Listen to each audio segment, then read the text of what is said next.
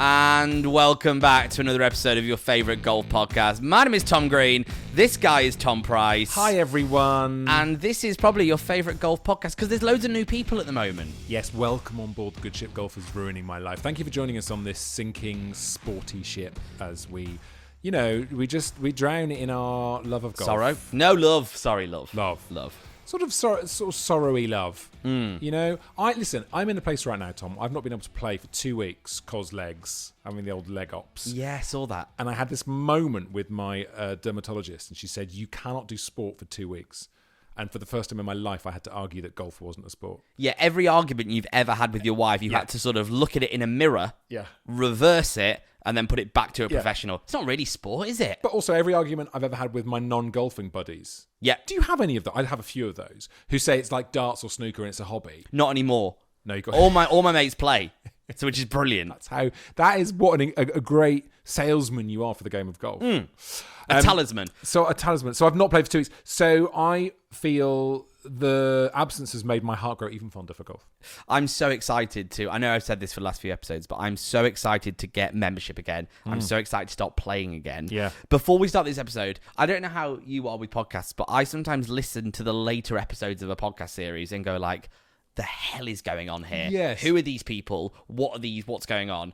I thought we could reestablish sort of who we are at the start of this podcast, in case any newbies listening. So I'm Rory Stewart, he's Alistair Campbell, and we just talk about how... No, sorry.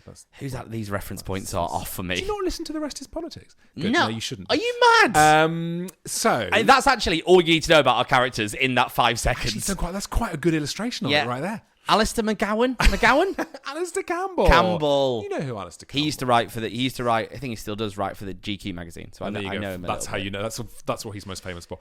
So basically, Tom and I are two golf obsessed idiots who are playing off. I play off like between like 5 and 8, and you play off in a kind of 10 to 14 vibe. That's very fair. Yeah. Yeah, and you swing too quickly, but not so much. I get too angry, but not so much. That's us. We have improved a lot on our character traits over the last 2 years of this show. I think we've improved on them. My swing has slowed down recently, and that's been a big topic on the show, and I'm over the moon with it. I think about it in bed at night, my slow swing, and just think, I've got so much control over this now, and you're slightly less angry. That for me is the mark of golf obsession. Where do you think about golf? Yeah. Toilet? Yes.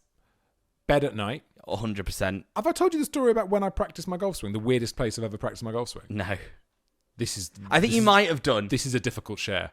On the way back from the toilet at about 3 o'clock in the morning, because I'm at that age, and it was pitch black, and I'd had a swing thought, and I stood in complete darkness next to my bed, like with an imaginary golf club, and started practice swinging at about 3 o'clock. Is that sad or is that fine? I think that's amazing. It's Moonlight something. coming in. Can you imagine me, my wife, waking up to see this man in his I'm pants? getting robbed! No, he's practicing his 7-iron.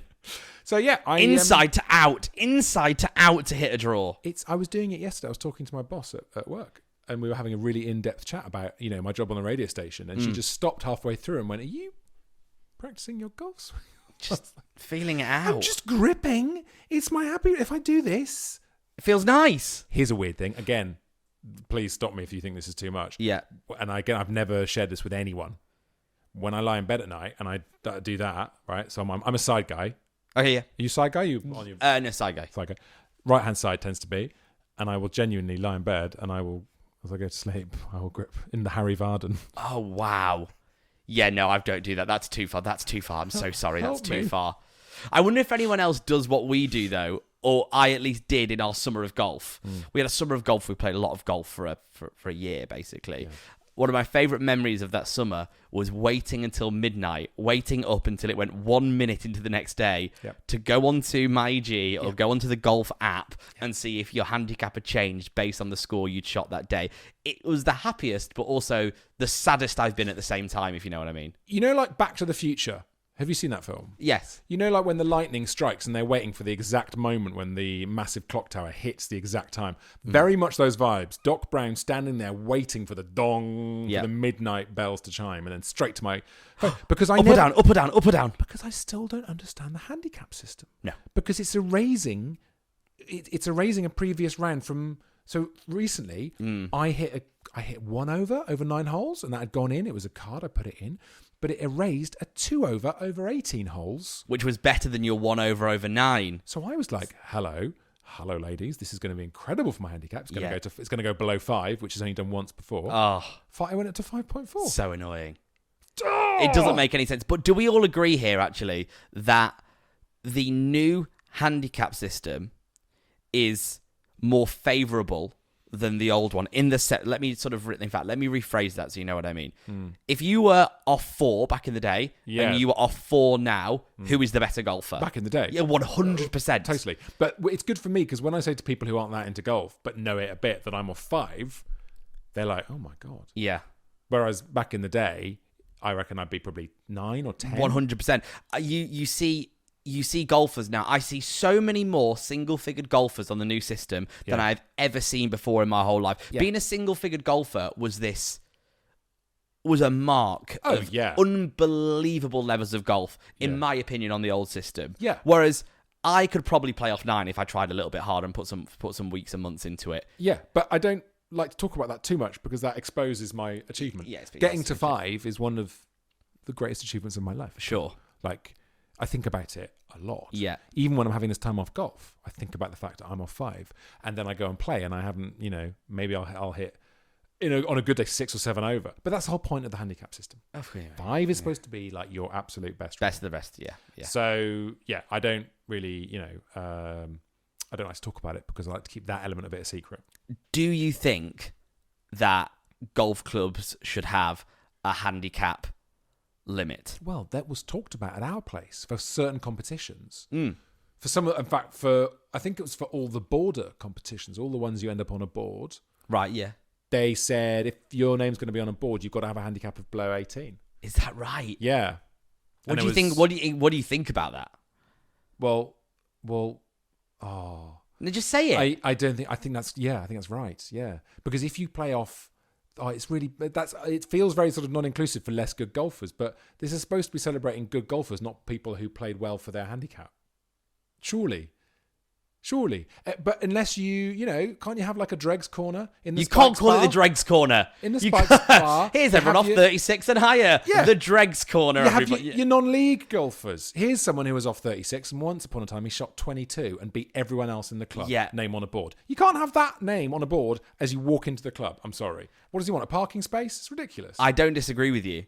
Yeah. Because the boards are supposed to celebrate the best of the best. You should look back and go, he was great, she was amazing, they were a great partnership, Instead of, nowadays, you'll look back and go, who won that in 2022? Oh, yeah. He was a member for 6 months, and he tried golf, and he had that unbelievable round. Well, you wouldn't even remember him. He would just be a...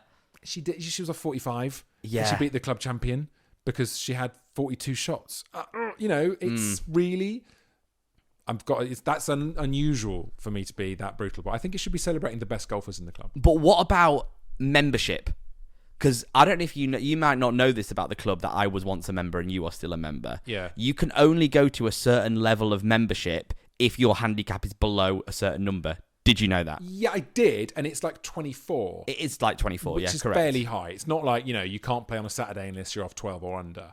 So, but I think that if they're going to do that, you've got to make it very not very common when there are times when you can't play. Does that make sense? Yeah. So it's just a few little windows, maybe Saturday morning where it's super busy. Just say, listen, if you're off 36 here, it's difficult though, isn't it? Because some people off 36 are very quick. It all comes down to speed. That's all it is. My son's off 32, but he plays at the same speed as me and I'm off 5. He's really quick. Yeah. So it would be unfair to say you're rubbish, but then you're quick, so it's fine. I think that's unfair to eliminate them. I was just surprised that my friend, who I won't name, let's call him Chris. Yeah, for example, Chris. A bit like your friend Chris. Just like, let's call him that. Let's not call him Chris. Let's call him Chris instead. Yeah. It's not Chris Marshall. Chris with a K. Yeah. Right. In this case, in the one I'm talking about, it's with a K. Okay? Chris with a K, in this case. Yeah. Because it doesn't matter. He was off 25, and he's a golfer that plays weekend golf, plays a little bit, loves playing golf on holiday, would love a golf trip, but just doesn't have the time to get below 24. Yeah. And there was countless times where he couldn't play in competitions. Yeah, that's not and he couldn't play on play competitions. Why? Because he wasn't allowed to tee off at that time, or because the competitions excluded him? The competition excluded him. But I'm talking monthly medals. Oh, that's ridiculous. Yeah, normal competitions. Oh, nothing, that's ridiculous. Nothing crazy. But I would say that if you're off 36, then instead of waiting until you're off 22, because trust me, a lot of people off 6 are really slow. In fact, some people off that level are stupidly slow because they're taking too much time over the whole thing. But I think that you should do a speed awareness course when you start, right? Yes. When you join a club, you're off 32 or whatever, and you go and play with a designated high vis wearing someone with a stopwatch. Yeah. So sorry, go. We're just going to play 3 holes, and this is the speed you have to play it at. And we'll police it as well. If you drop below the speed, then that's it. You get thrown out, and we'll do it personally. You have to keep golf going at 50 miles an hour, or it'll blow up. Much like the film Speed. Doesn't matter, like Speed. Matter. No, I know that film. Because in Germany, you have to pass a test to play golf. I thought you were going to say there's no speed limit in Germany. There isn't. You have to pass. I was going to do. Is there an Autobahn golf joke? Oh, mate. Autobahn. Come on, Tom. Oh, mate, Autobahn. Was that you saying come on, Tom, to yourself? No, it's both of us. Okay. Golf. Let us know. The Toms at golfersruiningmylife.co.uk. Where is the pun there? And we will put it back into the episode. Yeah, we'll edit this in now. Edit it in. Yeah, AI. Good. So in Germany, you have to pass a test to play golf. Right. Is that right? Is that wrong? I think that is right. I know a friend of mine was in Spain and they just rocked up at a course nearby with some pals in a very much going to hire clubs, play once a year vibe. And they went and started and they played 1 hole and the pro came out and went, no, you'll come there. No, you'll come off. No. And just literally, he walked them off. They were really nice about it. The whole thing was done beautifully politely. He went, no, please. Because he'd watched them tee off. He'd watched what had happened. 4 of them, had taken half an hour to play the first hole. He's like, no. And the pro went, full refunds, of course. I'm really sorry. You're not. They used to, I remember faking a handicap certificate back in the day to get on a course in the West Country. Yeah. If you have ever played at the golf course Thurleston, I basically broke in. I mean, I paid. And I did no damage. But I made a fake handicap certificate using like a PDF reader in about 2003. This is amazing. Yeah, to say I was off... to say I had a handicap. I didn't scratch. Yeah, exactly. Yeah, +4. And I actually won the tournament. No, I was playing with my mate James. We weren't members anywhere. This is before the days of iGolf and things like that. Yeah. We were perfectly competent. I was off like 13 or whatever.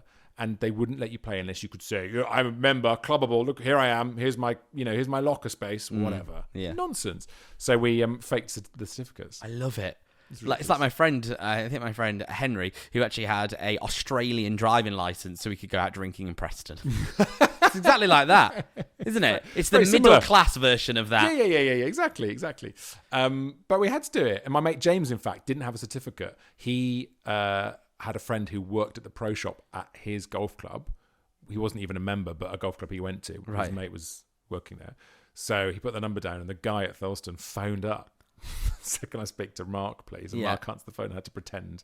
Yeah, we've got James. We love him. Yeah, he's off 13. One of the quickest players we've got in our place, actually. Top guy. Send him my love. It was ridiculous. There is nothing worse than slow play. Oh, in my opinion. Life. Oh, I had an incident. Right. No. Oh, I've got a new argument to tell you about. Do we need ads? Where are we at? Well, we're still about a minute off ads. I could tease the incident. Let's tease the incident. I've not told you about the new incident. So let's just cast our mind back to previous Tom Price incidents across this podcast. They do seem to happen. There was the driver snapping. That was just me getting angry with myself. If I remember rightly, you reversed the way the driver should be. You held the head. Yeah. And you slammed the shaft into the golf bag and it snapped. I feel like I'm in court. Yes, you're right. That happened. Yes, there was that one. I wasn't there for that, but I've seen this. You ever get angry? You just get sad. I get sad. I go quiet. Why is Tom not talking? He's sad but again. You get sad when you're playing badly. You get sad. Yeah, I've never seen you get angry. I don't get angry. No, I just get sad because I'm not. Oh God, we could talk about this forever. I just don't care enough. I'm just like, okay, now I'm wasting my time. Yes. I'm here. I'm not enjoying myself. What a waste of my time. That is the worst thing when you think it's the 5th hole. Yeah, and you're like, I've still got 2.5/3 hours with these guys, and the things I could be doing. You start looking at your phone. Oh, that's the worst. Playing bad, and there's just so many other things I could be doing in my life now. However, as you get, oh my God, there's so much to talk about here. But as you get older in golf, I don't know if you found this, but I've had so many rounds that have sort of veered off from holes 8 to 13. And when you're in the middle of it, you're like, what am I doing? Why is this happening? But it comes back. But it's worth sticking for when it comes back. I think there's a lesson for life in that. There is. The holes, whatever you're saying, 9 to 13. Yep. Very much your early 30s in life. Just get through them. Just get through those guys. God, I'm not even there If yet. it goes a bit dippy, depressing. just stay with it. Because honestly, it gets really good when you stop caring. Yeah, okay, fine. Stop.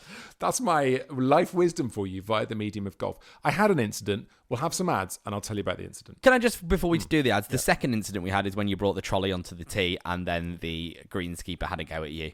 Well, to be clear, I didn't take it onto the actual tee. That's the important part of the story. It was on the tee ramp area. It was on the ramp leading up to the tee that was really overgrown and was fine. Yeah. I would never take my trolley on a tee, but someone I was playing with the other day did, and I said something. I am so excited for another Tom Price incident. Let's go and have a look at the case file for incident number 398621437. I was playing in the medal the other day with your friend of mine, Jay. Joe, lovely Jay. He's a mate of yours, so you can get the Jay side of this story. Not only is he a friend of mine, he's a religious listener to this podcast. He does love the show, and he's a lovely, lovely man. And unfortunately, I often play quite badly with him. Anyway, we were doing the medal on a Saturday. 3 of us playing with another guy called Matt, who was enormous. Okay. Big Matt, but lovely. Really, it was a really nice... Tall Matt. Big tall Matt. Yeah. Big fat Matt. No, big tall Matt. Big tall Matt. Yeah. And it's good to paint the picture. And we're having a really nice round. And then on about the 7th, it became apparent that we had really caught up with the guys in front of us who were in a buggy. They had a buggy each. So 2 buggies, 4 ball. Okay, yeah. Saturday afternoon on monthly medal day. Okay. And they were really new to golf. They were like, probably wouldn't even be doing the academy thing of missing the ball, of it going 3 centimetres vibes. Fine. Absolutely great to do all that. But I would suggest that on a Saturday at 3 p.m. when it's the monthly medal, not the right moment. Yeah, not the right time. They shouldn't. Oh God, Yeah. Is it right?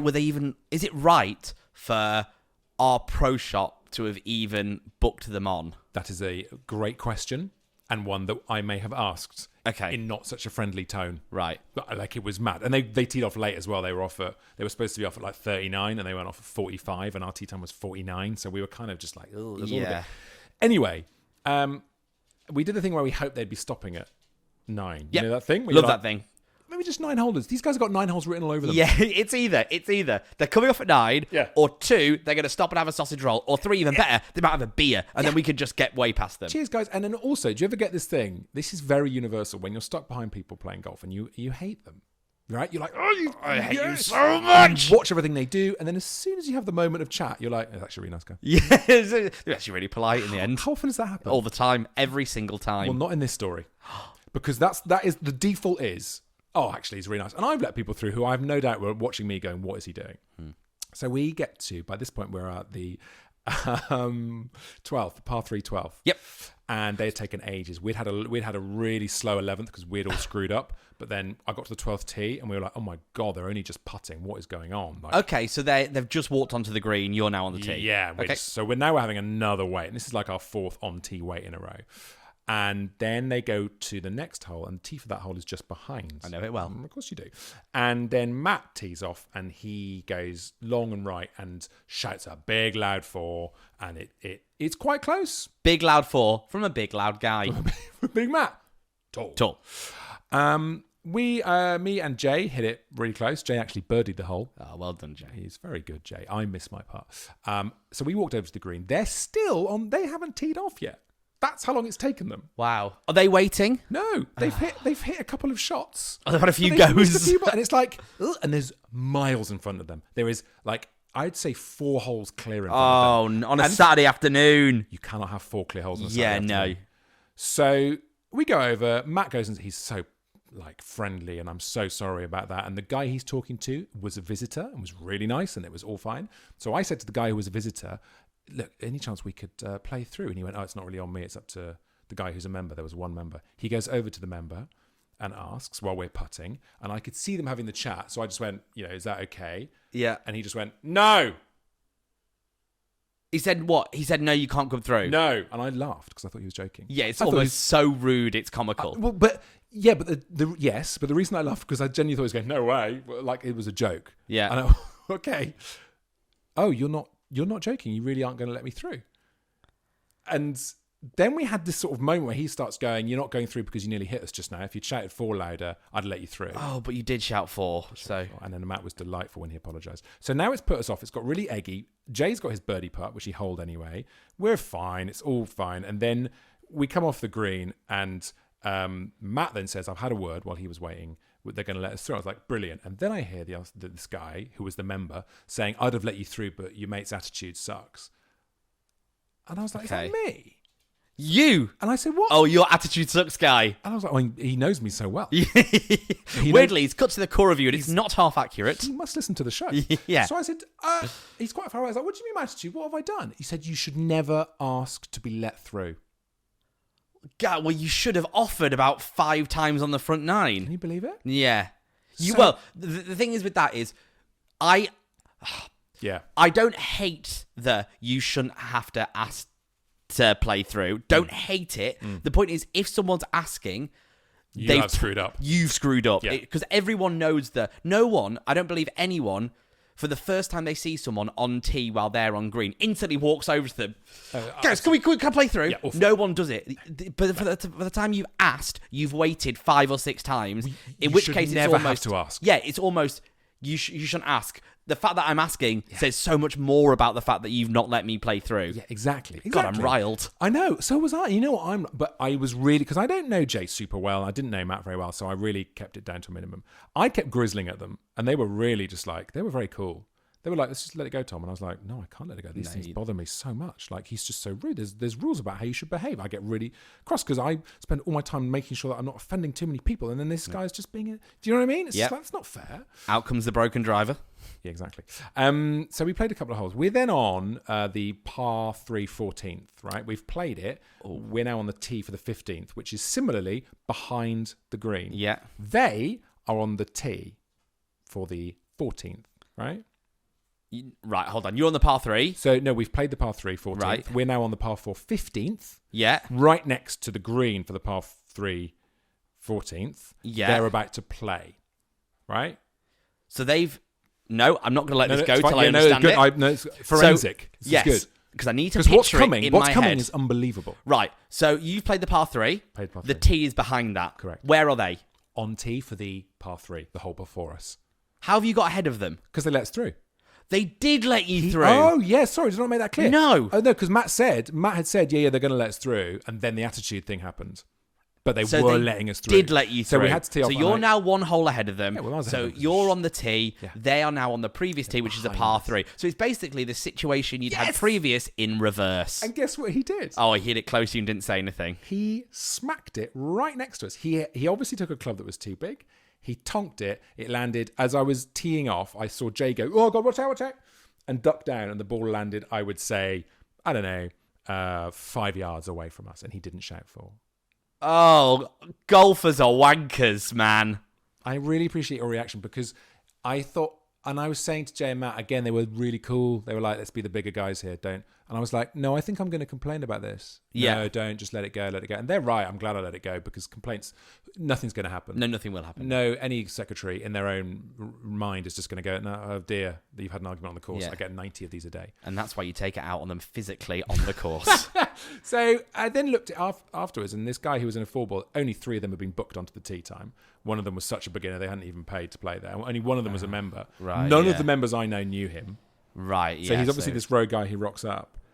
So Tom Price had an incident. Whose side are you on in this? Come on. I am on your side. It's pretty bad. And hopefully Jay will back me up as well in terms of the actual facts. Those are pretty bare facts. Yeah, I think it's a shame. I think if you ever have to ask to play through, then really you should have been let through already. Especially if you're a 3-ball and they're a 4-ball. It's medal day. Just rattle through. No questions asked. Off you go. What is your opinion on this case? Also, do you have a similar little bickering / argument, and you don't want to report it maybe to the secretary, but you'd like to report it to us? Think of us as the Justice Secretary of Golf. Yes. Let's do that. Yeah, with a muscle. Yeah, exactly. We'll go and sort it out. We'll do absolutely nothing. Yeah. Well, like the secretary who won't do anything. I'll introduce you to Mr. and Mrs. Secretary. My fists. I've never had a fight in my life. Drop us an email, thetoms@golfersruiningmylife.co.uk if you'd like to see Tom's guns. And also, if you'd like to think of us as the secretary you can complain to, that would be nice. Yeah, we have you've complained in the past on this golf course when there wasn't enough sand in the bunker.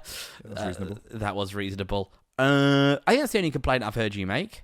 Yeah. Official complaint, anyway. I complain all the time about everything else. But yeah, of course. But that's the only official complaint. We've chewed up, I would say, 30% of the podcast about my incident. But it was great chat. It was good chat. We've got 4 minutes left, Tom Green. Okay. Of Golf is Ruining My Life today. Any other business before we begin to... The only other question that I did want to ask you, and we mentioned this briefly on a podcast a few weeks ago, is... that there's certain different groups in golf. There's the people that will go and practice before a round of golf, and there's the people that won't.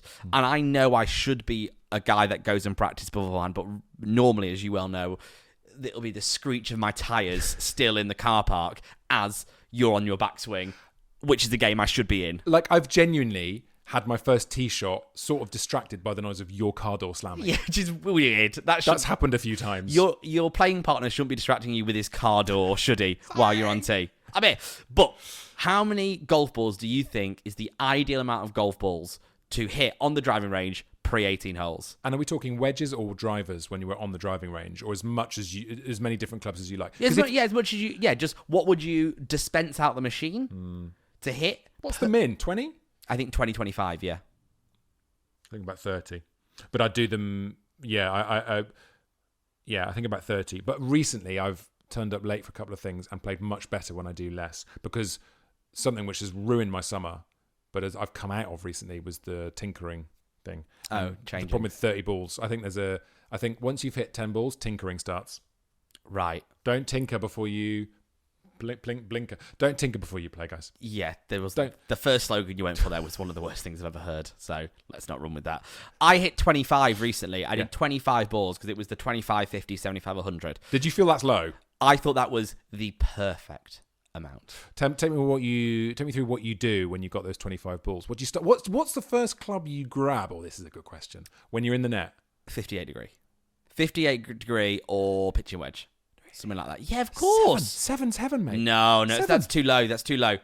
It's no. That's thin potential. I want to just cruisy little pitching wedges. Really? Yeah, 100-yard pitching wedges. It's my favourite shot in golf. 100-yard pitching wedges all day. I'll hit 4 or 5 of them. Then I'll do 8-iron, 7-iron, 5-iron through hybrid driver.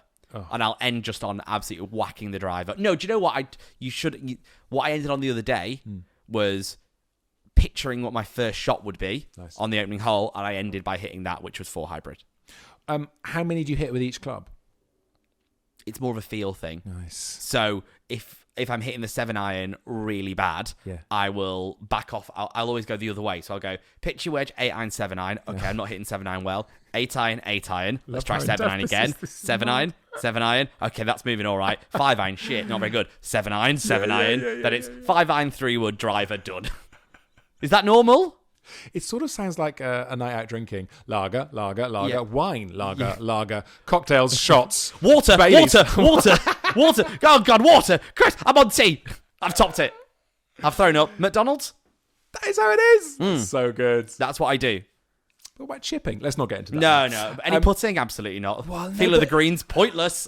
Definitely not pointless. So mad, because that's all you should do. You should definitely move your body a bit and swing it around a bit, but then you should just chip and putt, and that's it. But my golf is so about feel that the swing feel is so important to me, because I don't play as much as you or as much as I wish I could. Yeah. I lose that feel really quickly. So getting 25 balls is almost to remind me, this is how you swing a golf club. Yeah. There's that feel there. Okay, you've got the feel. Oh God, I so want to go and play now. Can we go for a quick round? Should we go now? Can we squeeze one in? Should we kiss?